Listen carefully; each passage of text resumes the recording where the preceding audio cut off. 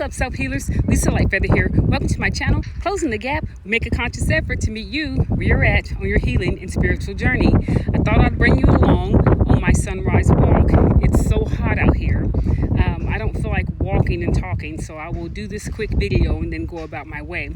But I wanted to come on and speak about the topic of how dating a narcissist is basically a humiliation ritual, yeah? And how they try to destroy your social life.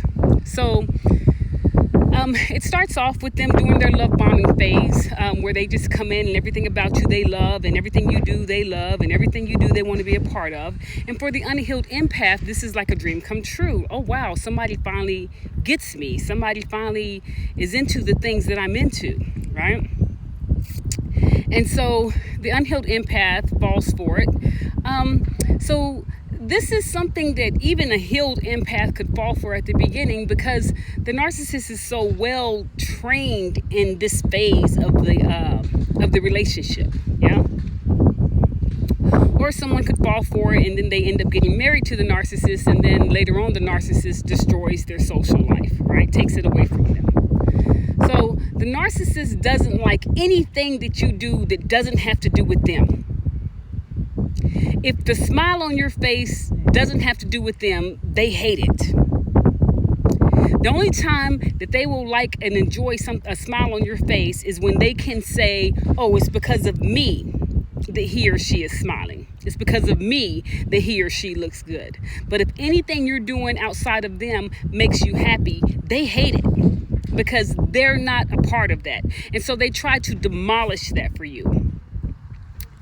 The narcissist can't stand, like if you have an event or something and you're the center of that event, the event like your birthday or something, they can't stand that.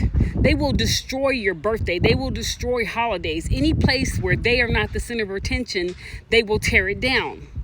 So when they come into your life, they immediately want to embed into your social life, right? They want to know everything about you. They want to know your friends. They want to know what you like to do, and they want to embed in that. The reason they want to embed in that is because, first of all, it's a new feeding ground for them. And part of their goal is to get all the energy they can get, right? And then part of their goal is to take on your identity. So in order for them to take on your identity, they first have to know what your identity is. And so they try really quickly to embed into your personal life, your social life, and so that they can become a part of that, and they can put on that mask and mimic that they enjoy the same things that you enjoy. So as soon as they embed in it, the first thing they start doing is they may start trying to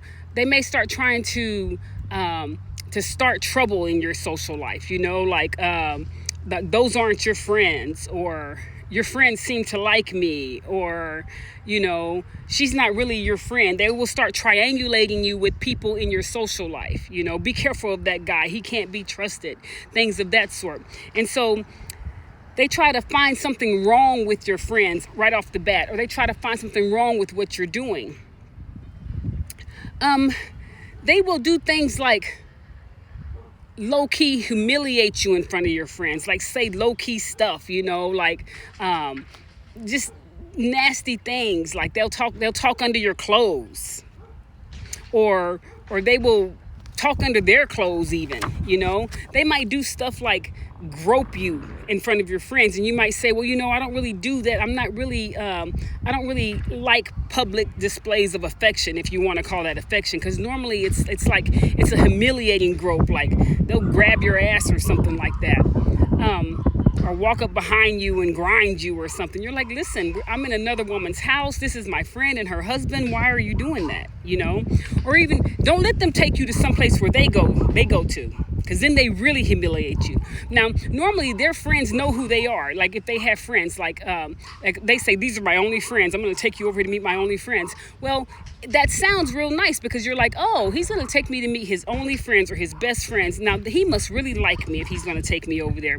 He's really taking you over there, or she's really taking you over there to humiliate you, to show off that they have quality supply for one, and then they want to humiliate you, groping you or doing something inappropriate. And you might say, well, I'm in another woman's house. I don't want to, no, don't do that. They will literally have childlike temper tantrums if they can't humiliate you. You get to do what you want to do and I can't do what I want to do. Like they literally switch into the wounded child. You have an event where it is your day. You're getting an award, or you're going to go be seen for something that you've done or something on your job. God, please don't take them to your job. Don't take them to any event that is important to you, because they will embarrass you. If they're not the center of attention, they will switch. It's something called switching with the narcissist, where they go into their childhood wounds and they turn into a child. They could be 50 years old. They'll turn into a 5-year-old child and have a temper tantrum. An example of this is one time I was dating a narcissist or borderline personality disorder narcissist, and his birthday was the next day, but I also had a huge event the next day. I was in the Zeta Phi Beta, where I was being recognized within this sorority. And it was his birthday the day before. So these were two big events. So the day before, I made crab legs. I cooked a big crab boil. I had a cake made. I had gifts. I mean, I went all out, right? We had drinks, all types of stuff. And so it was clear that we were celebrating his birthday the day before, because on his actual birthday, I had a big event to go to. So we got dressed up and went to the event, my event that I was being recognized. And we were at a restaurant where they were recognizing me at. And he wasn't the center of attention. So he started flirting with my sorority sisters. I mean, making it obvious. I was the only one there with the man. Like, this really taught me to never take them to anything that's important to you.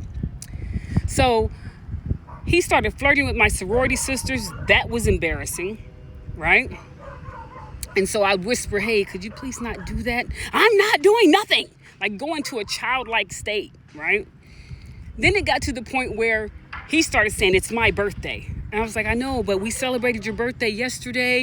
Can you just kind of chill for a minute? We'll do something after the event. You start trying to soothe them like you're trying to soothe a child that's having a temper tantrum. These monkeys are buck wild. Let me tell you something. It is crazy the damage that they have and their inability to celebrate you in any way. They have to be the center of attention at all time, and their birthdays are really something to them.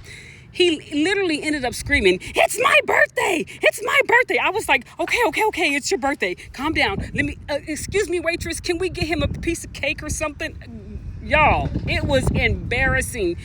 Dating a narc is a straight humiliation ritual. You don't want to take them to any of your important events. You don't want to take them anywhere where you're being recognized, because they will demolish it. So when you're in your social circles, they're your social circles. So you're the one that your social friends and the groups that you're in are speaking to, because they know you. They don't know the narc. The narc cannot stand it.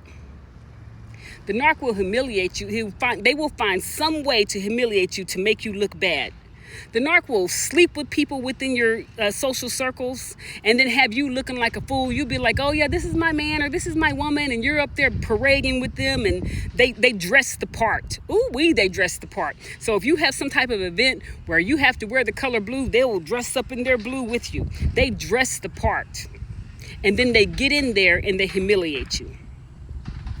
So they don't want you to have any type of dignity, respect, attention, recognition. They don't want you to have any of that. So they get in there and they act inappropriate in front of your friends. They'll say inappropriate things.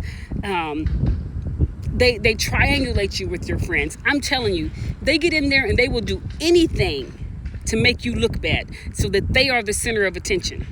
Anything. You get back to the house and they'll talk about your friends. Well, that girl in the purple dress, she ain't really your friend. Or that girl in the pink pants, I think she kind of liked me. Are you sure that's your friend? Or, your boy been looking at me, or your boy walked by and touched my butt, and just start a whole bunch of shit. Now these men are fighting. And so, we, oh man, you disrespect my woman, da da da, and then it's a whole bunch of stuff. But the narc doesn't care, because your life is turned upside down. Now you're fighting with your social groups, and you're thinking, well, dang, these people aren't really my friends. And the whole time it's the narcissist who's in there stirring up trouble, because they're stirring up energy. They love to feed on negative energy. They love to watch your social life crumble, because their goal is to have you left with nothing or no one except them. And then they'll use that against you and say, you can't even keep friends. Look at you. Baby, let me tell you something. These people are psychotic, delusional, grandiose idiots. So you got to catch them at the beginning, because if you don't, they will ruin everything you have going and think nothing of it, and then turn around and gaslight you and say that it's you, that you can't keep friends, and nobody wants to be around you. It is a cycle of psychological abuse that you could not believe. I can't make this shit up. Empaths, I'm here to give you some pointers so that you see it before it happens, or when it's happening, you see it. I have no motive to lie to you about anything. I have no resentment against a narc, because they can't touch me anymore. I'm like done, right? But I want to share some of the experiences with you. Or if you're in a relationship where this is happening to you and you're just completely just gaslit out, you don't even know what's going on anymore. You're being over accountable, trying to keep the relationship together. Well, maybe it's me. Well, maybe I did do it. Stop it. The narcissist will gaslight you until your brain is rewired, thinking that you're the problem. You got to see these monkeys before they, ahead of the time, right? So I just wanted to come on and share with you how the narcissist will humiliate you and destroy your social circles.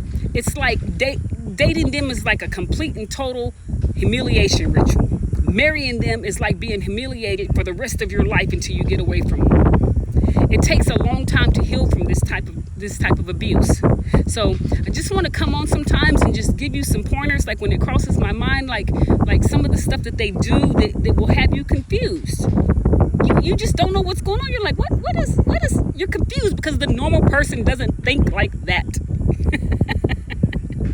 Especially the unhealed empath. We don't think like that. We think everyone thinks like us. Honey, they don't. So that's why I have for you today here on Closing the Gap. We make a conscious effort to meet you where you're at on your healing and spiritual journey. Don't forget to like and subscribe. Leave a comment. And if you're really feeling my vibe, don't forget to hit the bell notification so that you know the next time that I upload. Thank you for hearing the empath side of the story, and I hope that it's assisting you in some way. We'll see you next time here on Closing the Gap.